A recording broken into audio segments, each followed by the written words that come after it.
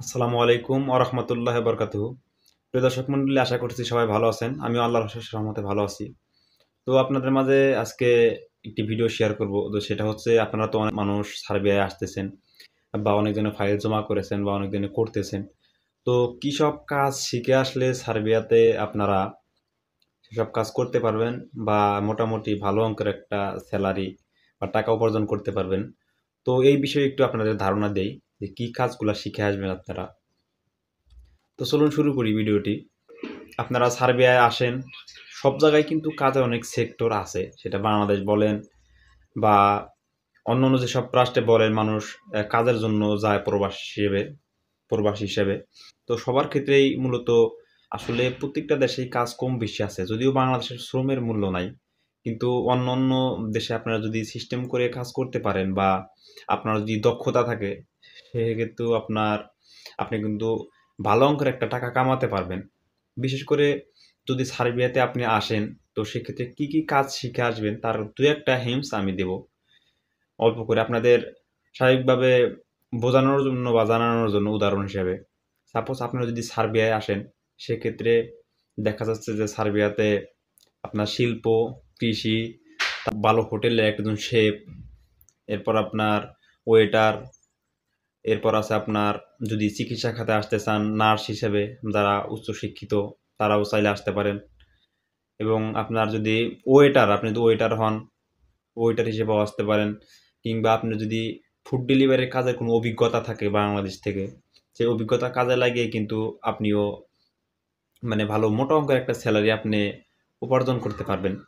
তো আসলে বেসিক একটা ধারণা আমি দেই, বা মূল বাংলা ভাষায় বলতে গেলে, যদি আপনি রাজমিস্ত্রি বা রড মিস্ত্রি বা প্লাম্বারের কাজ যদি আপনি জানা থাকে বা মেশিনের কাজ যদি জানা থাকে, এসব কাজ যদি আপনার জানা থাকে, আপনি যদি দক্ষতা দেখাতে পারেন এবং দু এক দেশে কাজের যদি আপনার অভিজ্ঞতা থাকে, সেই সার্টিফিকেটগুলো যদি আপনি শো করেন, সেক্ষেত্রে কিন্তু আপনার জন্য মানে ভালো একটা পয়েন্ট হবে বা আপনি মোটা অঙ্কের একটা স্যালারি আপনি উপার্জন করতে পারবেন সার্বিয়ায়। সাধারণতভাবে আমরা সবাই জানি যে সার্বিয়া অনেকে আসে, অনেকে থাকে না, বা অল্প টাকা স্যালারি বা স্যালারি দেয় না।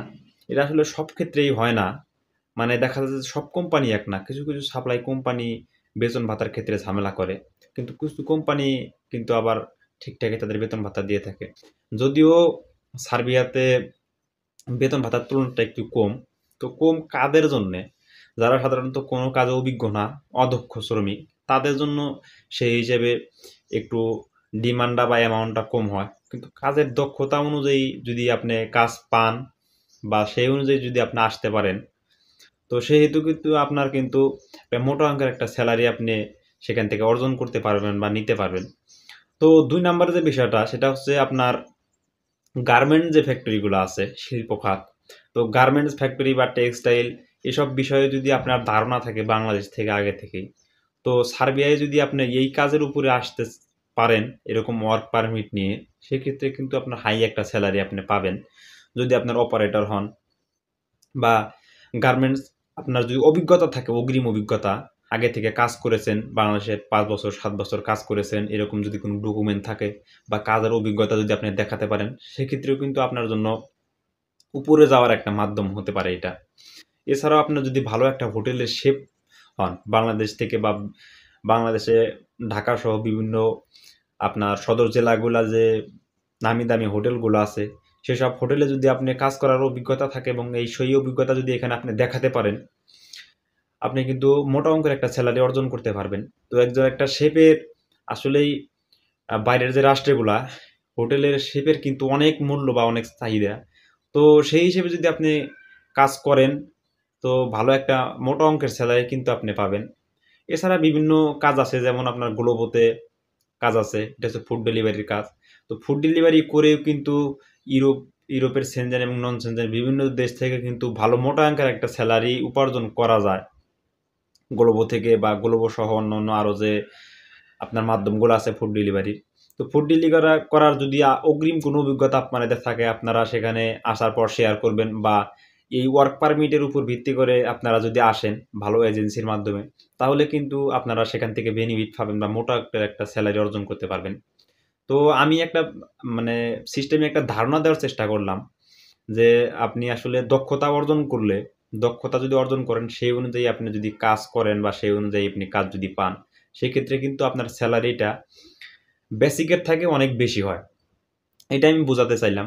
আসলে সব দেশে কর্মীর সংকট কম বেশি আছে। কর্মীর সংকট নাই এরকম কোনো বিষয় না। কর্মীর সংকট সব জায়গায়ই আছে। তো বেতন ভাতার যে বিষয়টা এটা দক্ষ এবং অদক্ষ শ্রমিকের একটু পার্থক্য হয়ে থাকে সাধারণত, আপনারা জানেন। সেটা বাংলাদেশের ক্ষেত্রেই দেখা যাচ্ছে যে, যে আসলে দক্ষতা জেনে কাজ করতেছে তার বেতন আর আপনার যে কোনো কাজে অভিজ্ঞ না বা দক্ষ না তার বেতন কিন্তু আসলে সমান না। যদিও বাংলাদেশে শ্রমের মূল্য নাই, আমরা সবাই জানি যে বাংলাদেশে ১০-১২ ঘন্টা কাজ করার পর একটা গার্মেন্টস ফ্যাক্টরিতে ১২,০০০, ১৫,০০০, ১৪,০০০, ২০-২৫,০০০ টাকা পর্যন্ত আসে। তো আমি এটাই বলছি যে বাইরের দেশগুলোতে শ্রমের মূল্য অবশ্যই দেওয়া হয়। আপনি সঠিকভাবে কাজ জেনে আপনি বাইরের রাষ্ট্রগুলাতে আসেন, আপনার জন্য বাইরের রাষ্ট্রগুলা মানে টাকা উপার্জন করার একটা মাধ্যম হবে এবং আপনার অভিজ্ঞতা অর্জন হবে। আসলে মানুষের অভিজ্ঞতা দিয়ে যদি কাজ করে মানুষ, সেক্ষেত্রে কিন্তু উপরে যাওয়ার বা উপরে ওঠার একটা সর্বোচ্চ মাধ্যম সেই দক্ষতা হয়। তো আশা করছি বিষয়টা বুঝতে পারছেন। আপনারা যেখানেই যান, শুধু সার্বিয়া না, সার্বিয়া সহ ইউরোপের যে কোনো দেশে যান বা অন্যান্য দেশে যান, আপনি মিডল ইস্টে যে দেশগুলো আছে সেখানে যান। আপনি যদি কাজ শিখে আসেন, দক্ষতা নিয়ে আসেন, সেটা আপনার জন্য ভালো, সবার জন্য ভালো। যে মালিক আপনাকে নেবে বা যারা আপনাকে নিয়োগ দিবে, আপনার যদি দক্ষতা থাকে তারাও কিন্তু আপনাকে নেওয়ার জন্য একটা আগ্রহ প্রকাশ করবে। তো এটাই ছিল মূল বিষয়। আপনারা যে জায়গায় যান না কেন আপনারা প্রথমে দক্ষতা অর্জন করেন, দক্ষতা অর্জন করেন।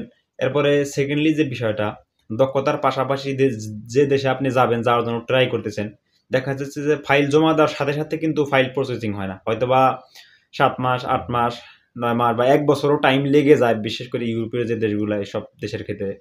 তো ১ বছর আপনারা বসে না থেকে দেশের ভাষা টুকটাক করে শিখতে থাকুন। কারণ ভাষারও কিন্তু অনেক একটা গুরুত্বপূর্ণ বিষয় এখানে আছে। কারণ ভাষা যদি আপনি জানেন সেক্ষেত্রে কিন্তু আপনি এক ধাপ আগায় না। দক্ষতার একটা অংশ ভাষা। আপনি যদি নিজস্ব ভাষায়, তাদের ভাষায় মানুষকে কথা বোঝাতে পারেন, সেক্ষেত্রেও কিন্তু আপনার উপরে যাওয়ার একটা মাধ্যম হয়। কারণ তারা দেখে যে লোকটা যদিও কাজে একটু দুর্বল, কিন্তু ভাষাগত দিক দিয়ে সে অনেক উন্নত। তো ভাষাগত দিক দিয়ে যদি আপনি উন্নত হন, সেক্ষেত্রে তারা কাজ বুঝিয়ে দিল। বাঙালি এমন না যে কাজ দেখাইয়া দিলে পারে না। কাজ দেখাইয়া দিলে সমস্ত কাজই তারা পারে। তাই আপনারা প্রথমত দক্ষতা অর্জন করুন। দ্বিতীয়ত আপনার ভাষাগত দক্ষতা অর্জন করুন। এসব জিনিসের মাধ্যমে আপনার বিদেশ আপনার জন্য সাফল্যমণ্ডিত হবে এবং আপনি সফল হতে পারবেন। তো আশা করছি ভিডিওটি ভালো লেগেছে। যদি ভিডিওটি ভালো লাগে তাহলে অবশ্যই লাইক দিন, শেয়ার করুন এবং আপনার মূল্যবান বক্তব্য কমেন্ট বক্সে জানান।